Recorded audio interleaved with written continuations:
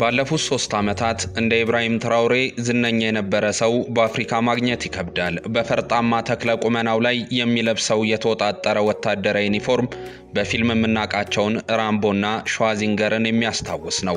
የትም ቦታ ሲሄድም ሆነ የትም መድረኮች ላይ ሲገኝ ልክ እንደ ኮማንዶዎች በዩኒፎርሙ ሽክ ብሎ መታየት ልማዱ ነው።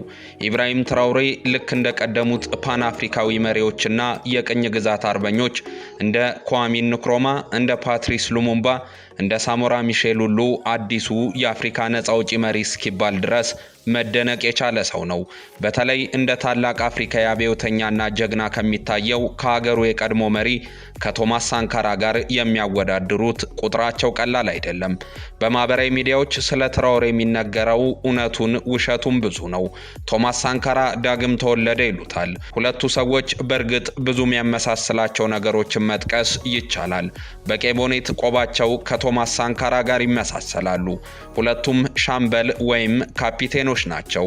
ሁለቱም በ34 ዓመታቸው በመፈንቅለ መንግስት ስልጣን መያዛቸውም ያመሳስላቸዋል።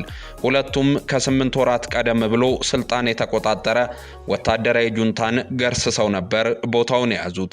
ቶማስ ሳንካራ ስለ አፍሪካ ነጻነትና ከተጽዕኖ መላቀቅ ሲታገል እንደታየው ሁሉ ትራውሬም አፍሪካ ከምዕራባውያን ተጽዕኖ መላቀቅ አለባት የሚል ዲስኩሮችን በየተገኘበት አሳምሮ ያቀርባል። ይሁን እንጂ ቶማስ ሳንካራ ከዘመናት በኋላ ተካው የተባለለት ኢብራሂም ትራውሬ ከቅርብ ጊዜ ወዲህ አምባገነናዊ ገዢነቱ ጎልቷል የሚለው እየጎላ መጥቷል። ኢብራሂም ትራውሬ እንደሚባለው የአፍሪካ ነፃ አውጪ መሪ፣ የቡርኪና ፋሶ እድገት አብሳሪ ወይስ የለየለት አምባገነን የሚለው ጉዳይ አሁንም መነጋገሪያ ሆኗል።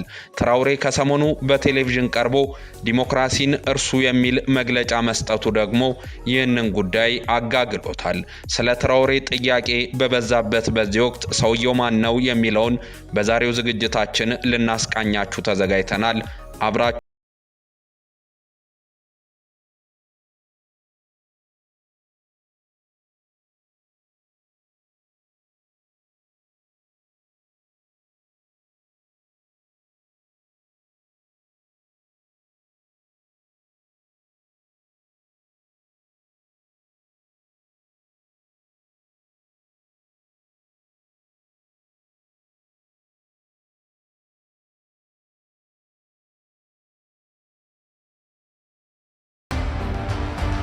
ትራውሬ ከቡርኪና ፋሶ 45 ግዛት አስተዳደሮች አንዷ በሆነችው በሞሆን ግዛት በዴዲጉ ከተማ በ1988 ነው የተወለደው።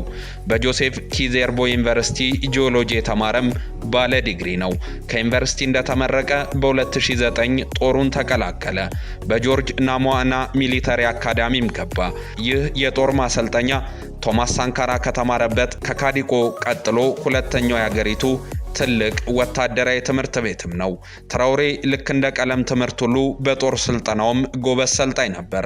በ2012 በጦር መኮንንነትም ተመረቀ። ወዲያው በጦር ሰራዊቱ በመድፈኛ ክፍል ውስጥ ተመደበ። በ2 ዓመት ልዩ ወደ ሙሉ መቶ አለቃነት ማዕረግም ተሸጋገረ። ከዚያም በአየር መቃወሚያ ዘርፍ እንዲማር ወደ ሞሮኮ ተላከ። ወደ ሀገሩ ተመልሶ ጥቂት ካገለገለ በኋላም በ2014 ወደ ማሊ በሰላም አስከባሪነት ተላከ። በተመድ ሰላም ማስከበር ስር ተሰማርቶም በ2018 በቲምቡክቱ ግዛት ያስቸገሩ አክራሪ አሸባሪዎችና ሚሊሻዎችን ተዋጋ። የጦር ሜዳ ሚናው በጀግንነትና በጥንካሬ የሚጠቀስለትም ነው። በቀጣዩ ዓመት ደግሞ በራሱ ሀገር በቡርኪና ፋሶ እስላማዊ ጽንፈኞችን ለመዋጋት ተሰማራ። በተለይም ዘመቻ አታፖዋኑ የተባለ ለ7 ወራት የቀጠለ ዘመቻ ላይ ምስጉን ስራን ሰራ። ዘመቻው ለጊዜውም ቢሆን በቡርኪና ፋሶ የተንሰራፉ ሸማቂዎችን ያስታገሰም ዘመቻ ነበር። ኢብራሂም ትራውሬ በጦሩ ስምና ማዕረጉ እያደገም ሄደ። በ20 ደግሞ ወደ ሻምበልነት ማዕረግ አደገ። ከዚያ ወዲህ እስካሁንም ካፒቴን ትራውሬ እየተባለ መጠራትም ቀጠለ። በቡርኪና ፋሶ አማጺዎችና አሸባሪዎች ወደ 50 በመቶ ግዛትን ተቆጣጥሯል በሚባልበት ወቅት ትራውሬ ብርቱ የጦር መኮንን ሆኖ ብቅ ማለቱ ታዋቂ እንዲሆንም አስችሎታል። አልቃይዳ፣ አይሲስ፣ ቦኮ ሃራም በሚያስቸግሩበት በሳህል ቀጠና የምትገኘው ቡርኪና ፋሶ በነዛ ዓመታት ከቀውስ የሚያተርፋት ሰው በእጅጉም ትፈልግ ነበረ። በዚህ መሃል እኔ አሸባሪዎች መድኃኒት ነኝ ብሎ የመጣው ትራውሬ በአገሩ ልጆች እንዲወደድና ቅቡልነት እንዲያገኝም ረድቶታል። በቡርኪና ፋሶ በ2014 የተካሄደውን ህዝባዊ አመፅ ተከትሎ ብሌስ ኮምፓውሬ ከስልጣን ተገረሰሱ። ብሌስ ኮምፓውሬ በ1987 በአብዮት ወደ ስልጣን የመጡ ሰውም ናቸው። በሴራ ተወዳጁን መሪ ቶማስ ሳንካራን ከስልጣን ያስገለበጡና ያስገደሉም ናቸው ይባላል። ለ27 ዓመታትም ቡርኪና ፋሶን ቀፍድደው ይዘው መርተዋል። በ2014 በቃ ተብለው በአመፅ ሲባረሩ በቦታ የተኩት ሚሼል ካፋንዶ የጊዜያዊ ሽግግር መንግስትን ሲመሩ ቆዩ። በ2015 በተካሄደ ምርጫ ደግሞ ፕሬዚዳንት ሮሽ ካቦሬ ተመረጡ። አንድ የስልጣን ዘመንን ጨርሰው በ2020 ድጋሚ ተመረጡ። ይሁን እንጂ ጃንዋሪ 22 ፖል ሄነሪ ሳዳንጎ ዲሜምባ በመፈንቅለ መንግስት ወደ ስልጣን መጡ። የጦር መኮንኑ ዳሚምባ የሚመሩት ወታደራዊ አስተዳደር ግን ከ8 ወራት በላይ መቆየትን አልቻለም። ምክትላቸውና የመፈንቅለ መንግስቱ አጋራቸው የነበሩት ኢብራሂም ትራውሬ ድጋሚ መፈንቅለ መንግስት አድርገው ከቦታው አስወገዷቸው። ዲሜምባ ከሀገር ተሰደው በቶጎ ሲኖሩ የቆዩ ሲሆን ባሳለፍነው ጃንዋሪ ግን ለትራውሬ መንግስት ተላልፈው መሰጠታቸው ታውቋል። ዲሜምባ ጃንዋሪ 4 በኢብራሂም ትራውሬ ላይ ተሞከረ በተባለው የመግደል ሙከራና መፈንቅለ መንግስት ሴራ ተጠርጥረው መታሰራቸውና በፍርድ ሂደት ላይ መሆናቸውም ታውቋል። ሰውየው ምን አይነት ፍርድ እንደሚጠብቃቸው አይታወቅም። ይሁን እንጂ የኢብራሂም ትራውሬ አገዛዝ የሚቃወሙትን በዝምታ እንደማያልፍ መቀጣጫ ሊያደርጋቸው እንደሚችል ይገመታል። ከ3 ወራት በፊት በቡርኪና ፋሶ አንድም ፖለቲካ ፓርቲ እንዳይኖር ብሎ ፓርቲዎቹን ያፈራረሰው ትራውሬ አሁን ደግሞ ዲሞክራሲን እርሱት የሚል መግለጫ መስጠቱ አነጋግሯል።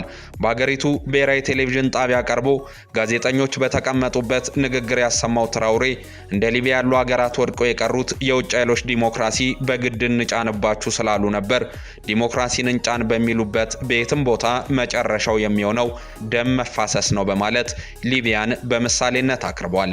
ዲሞክራሲ ለሞት ይዳርጋል በማለትም ለህዝብ ጠንቅ መሆኑን ገልጿል። ዲሞክራሲ ባርነት ነው በማለትም አሳስቧል። ትራውሬ በ24 ዲሞክራሲያዊ ምርጫ በአገሪቱ እንደሚደረግ ቃል ገብቶም ነበር። ነገር ግን ገደቡ ሊደርስ 2 ወራት ሲቀረው መላ ቡርኪና ፋሶ ሰላምና ጸጥታው እስካልተረጋገጠ ድረስ ምርጫ እንደማይደረግ አስታወቀ። ለ5 ዓመታትም አገዛዙን ማራዘሙን አወጀ። አሁን ደግሞ ዲሞክራሲም ሆነ ምርጫ የምትሉትን ነገር እርሱት በማለት ለቡርኪና ፋሶ ሰዎች አርፈው እንዲቀመጡ ቁርጡን አርድቷቸዋል።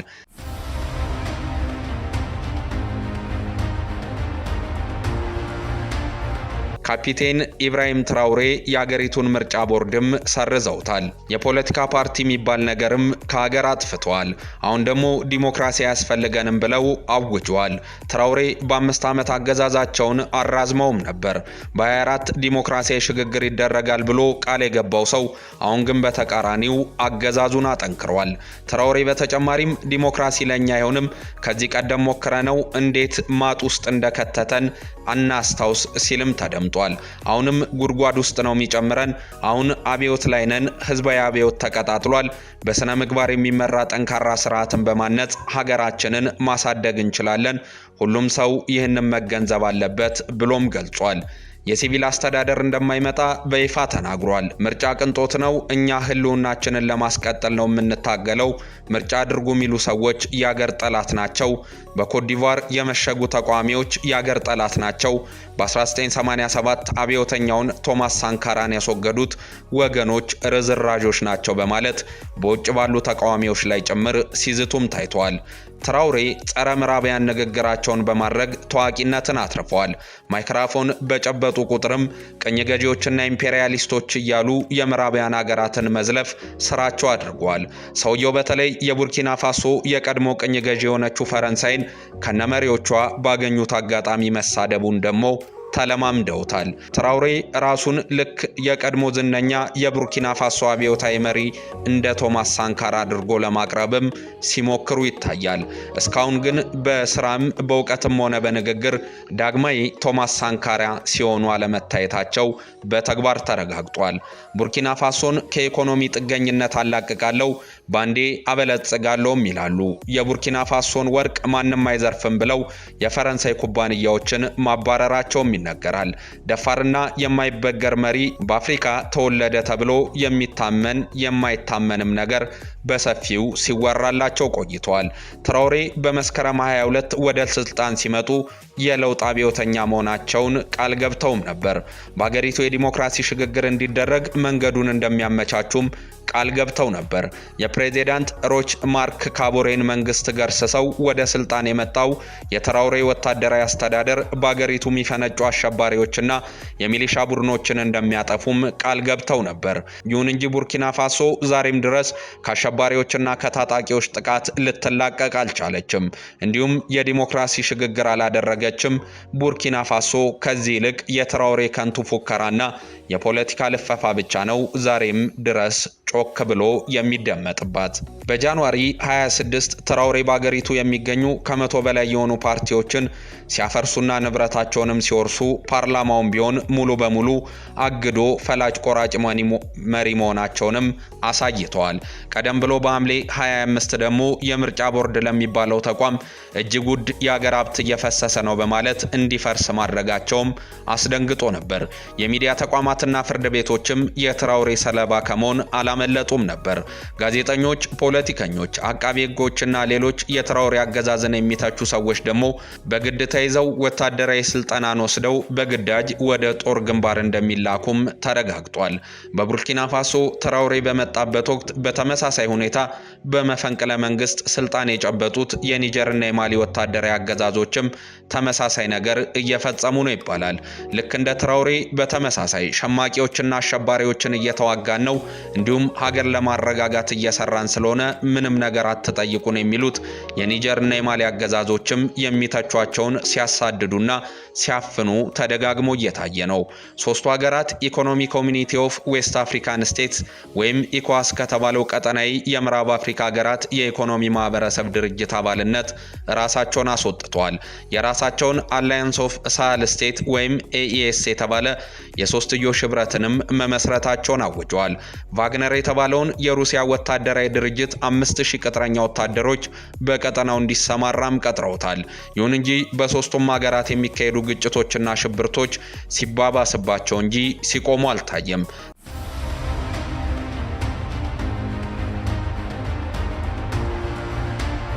ትራውሬ በስልጣን በቆዩባቸው ባለፉት 3 ዓመታት በቡርኪና ፋሶ በማሊና በኒጀር የሚሞቱ ሰዎች ቁጥር በ3 እጥፍ ማሻቀቡ ታውቋል። እስከ ባለፈው ግንቦት ድረስ 17775 ሰዎች የተገደሉ ሲሆን ከዛ ቀደም በነበሩት 3 ዓመታት የተገደሉ ሰዎች ቁጥር ግን 6630 ብቻም ነበር። በ3 እጥፍ ቁጥራቸው ከጨመረው ከዚህ ከሚገደሉት ሰዎች ውስጥ ደግሞ ብዙሃኑ በራሳቸውና በመንግስታቱና እነርሱ በሚያሰማ ሯቸው ሚሊሻዎች የሚረግፉት ቁጥራቸው የበዛ ነው። ትራውሬም ሆነ የኒጀርና የማሊ ወታደራዊ ጁንታዎች አሸባሪዎችና የትጥቅ ቡድኖችን እናጠፋለን ቢሉም ነገር ግን መልሰው የራሳቸውን ሲቪል ህዝብ ራሳቸውን ሲያሸብሩና ሲገድሉ መታየታቸው እጅግ አስገራሚ ነው። ትራውሬ መድብለ ፓርቲ ስርዓትም ሆነ የምርጫ ፖለቲካ የማይጠቅሙ መሆናቸውን ነው ከሰሞኑ በይፋ ያወጁት። ፖለቲካ ፓርቲዎች ማለት አደገኛ ከፋፋዮች ናቸው ይላሉ ትራውሬ። ብዙ የአፍሪካ ዜጎች ዲሞክራሲያዊ ስርዓትን አይፈልጉትም በማለትም ይገልጻሉ። ለዚህም እንደ ሊቢያ ያሉ ሀገራትን ምሳሌ አድርገው አስቀምጧል። እንደ እውነታው ከሆነ ግን ሊቢያ ለዲሞክራሲ ግንባታ ጥሩ ተሞክሮ የላትም። ሊቢያ ለ42 ዓመታት በአምባገነኑ ኮሎኔል ሙአመር ጋዳፊ ነው ስትመራም የቆየችው። ጋዳፊ ለሊቢያውያን ግን ነፃ ትምህርት፣ ነፃ የጤና አገልግሎት፣ የመኖሪያ ቤትና ሌላ መሰረታዊ አገልግሎቶችን ሲያቀርቡም ኑረዋል። ይሄው ላይ የተደረገላቸው ሊቢያውያን ግን ከነጻነት አይበልጥብንም ብለው በጋዳፊ አገዛዝ ላይ አምፀው ስርዓቱን ገርስሰውታል። ይህ የቅርብ ዘመን ታሪክ ማጣቀሻ ያደረገው ትራውሬ ግን ምዕራባውያኑ በሊቢያ ዲሞክራሲን ካልተከለም ብለው ሀገሪቱን ወደ እልቂት ከተዋታል በማለት ነው ጣቱን ወደ ምዕራባውያን የቀሰሩት። በቅርብ ዓመታት በአፍሪካ መፈንቅለ መንግስት ወደ ስልጣን የመጡ አምባገነናዊ ወታደራዊ መንግስታት በርክተዋል። እነዚህ ወታደራዊ አገዛዞች ደግሞ የራሳቸውን ስልጣን የሚያስቀጥል አይነት የምርጫ ድግስ ሲያካሂዱም ታይተዋል። ለምሳሌ በጋቦንና በጊኒ ወደ ስልጣን የመጡ ወታደራዊ መሪዎች ስልጣናቸውን ያራዘሙበት ምርጫን አካሂደዋል። የቡርኪና ፋሶ ትራውሬ ግን ምርጫ የሚባል ዕቃቃ ጨዋታ ለማድረግ የፈቀዱ አይመስልም። ሰውየው ዲሞክራሲን እርሱት ብለው በይፋ በማወጅ የምርጫ ቦርዱንም ሆነ ፓርቲዎችን አፈራርሰው ስልጣናቸውን አጠናክረዋል። የፖለቲካ ፓርቲዎች አደገኛ ከፋፋዮች ብቻ ሳይሆኑ ሊጠበቅ ከሚገባው አብዮታዊ ጉዟችን ጋርም አብረው የማይሄዱ ናቸው። ፖለቲካ በአፍሪካ ምንም ጥሩ ነገር የማይታይበት እንደሆነ እኛ ራሳችን በተጨባጭ በሀገራችን ቡርኪና ፋሶ ተመልክተናል። ትክክለኛ ፖለቲካ የሚባለው ሰው ሰይጣናዊ ድርጊትን የሚፈጽም ነው። ውሸታም እብድ ነገርና አፈጮሌ ነው ፖለቲከኛ የሚባለው። እኛውን የራሳችንን መንገድ መከተል መርጠናል። ማንንም መቅዳት አያስፈልገንም። ስንሄድ የቆየንበት መንገድም መቀየር አለበት በማለትም ተናግረው ነበር። ትራውሬ ከታች ሰፊውን ህብረተሰብ ያማከለ የባህል መሪዎችን በግንባር ቀደምትነት ያሳተፈ አብዮታዊ ንቅናቄ መፈጠሩንም ይገልጻሉ። ሀገር ወዳድነትና የሀገር ሉዓላዊነትን ያስቀደመ ስርዓት መገንባቱንም ይናገራሉ። በቀን 6 እና 8 ሰዓታት ብቻ መስራት ቡርኪና ፋሶን ወደምትፈልገው እድገት ያሻግራትም። ስለዚህ ከዚህ የተሻለ ትጋትና ጠንካራ ሰራተኝነት ያስፈልጋልም ይላሉ። የቡርኪና ፋሶ የኢኮኖሚ ሉዓላዊነት የሚረጋገጠውም ጠንክሮ በመስራት ሲሆን በወታደራዊ አቅምም ራሳችንን መቻል አለብን በማለት ይገልጻሉ። ይሁን እንጂ ትራውሬ ባለፉት ጥቂት የስልጣን ዓመታት የሚቃወሟቸውን በማሳደድ በማሰርና በማስገደል ይታወቃሉ። ጋዜጠኞች፣ የሲቪክ ማህበራት ሰዎች፣ ፖለቲከኞችና የሚቃወሙትን ሰዎች አንድ በአንድ ሲያስወግድ ታይተዋል። ይህም ሆኖ በአፍሪካ ደረጃ ያገኘው ተቀባይነትና ተወዳጅነት ግን የሚያስገርም ነው። አብዮተኛና የለውጥ አርበኛ መሪ በመባል በብዙዎችም ይወደሳሉ። ምዕራባውያኑን መሳደቡ በተለይም ከፈረንሳይ ጋር ሀገሩ የነበራት ግንኙነት እንዲበጠስ በማድረጋቸውም ተደንቀውበታል። እስከ 29 በስልጣን ለመቆየት የወሰኑት ትራውሬ ከዛ በኋላ ስላለው እቅዳቸው ግን አልተናገሩም። ከወዲሁ ግን ስለ ምርጫ ልንነጋገር አንችልም፣ ዲሞክራሲ ለቡርኪና ፋሶ አይሆንምና ቢቀርብን ይሻላል በማለት ዜጎቻቸውን በግልጽ አሳውቀዋል። ህፃናት እየተገደሉ፣ የቦምብ ፍንዳታ በየቦታው እየደረሰ፣ ሆስፒታሎች እየወደሙ፣ ሲቪሎች እያለቁ ዲሞክራሲ ብንል እንዴት ይሆናል በማለት ዲሞክራሲ ከመገዳደል ውጪ ምንም ጥቅም እንደሌለውም አራክሰውታል። ቶማስ ሳንካራ ከ1983 እስከ 1988 ቡርኪና ፋሶን የመሩ አብዮታዊ መሪ ናቸው። የአፍሪካው ቼኮቬራ ይባል የነበረው ቶማስ ሳንካራ በሶሻሊስታዊ አብዮተኝነቱ የሚታወቅም ነው። የአገሪቱን ስም ከአፐር ቮልታ ወደ ቡርኪና ፋሶነት የለወጠውም እርሱ ነው። በ4 ዓመታት የስልጣን ቆይታውም ከዓለም አቀፍ አበዳሪዎች ብድርም ሆነ እርዳታ ሳይኖረው ብዙ የልማት ስራዎችና ለውጦችን ማስመዝገቡም ይናገራል። ትራውሬ እነሆ ቶማስ ሳንካራ በስልጣን በቆየበት 4 ዓመታት በአንድ አንሶ ባለፉት 3 ዓመታት ስልጣን ላይ ሰንብተዋል። ይሁን እንጂ ከ2014 ጀምሮ በቡርኪና ፋሶ እየተጠናከረ የመጣውን ሽብርተኝነትና ግጭት ማስቆም አልቻሉም። የቡርኪና ፋሶ 9% ህዝብን የሚሸፍኑ ወደ 2.1 ሚሊዮን ሰዎች በስጋት ከቀያቸውም ተፈናቅለዋል። በእነዚህ ዓመታት ወደ 1800 ሲቪሎችም ተገድለዋል። ቡርኪና ፋሶ ዳግማዊ ቶማስ ሳንካራን አገኘች ተብሎ ብዙ ቢዘመርላትም ነገር ግን በትራውሬ ዘመን ከዛ በተቃራኒው መረጋጋትም ሆነ ዲሞክራሲያዊ ሽግግርን ማድረግ አልቻለችም።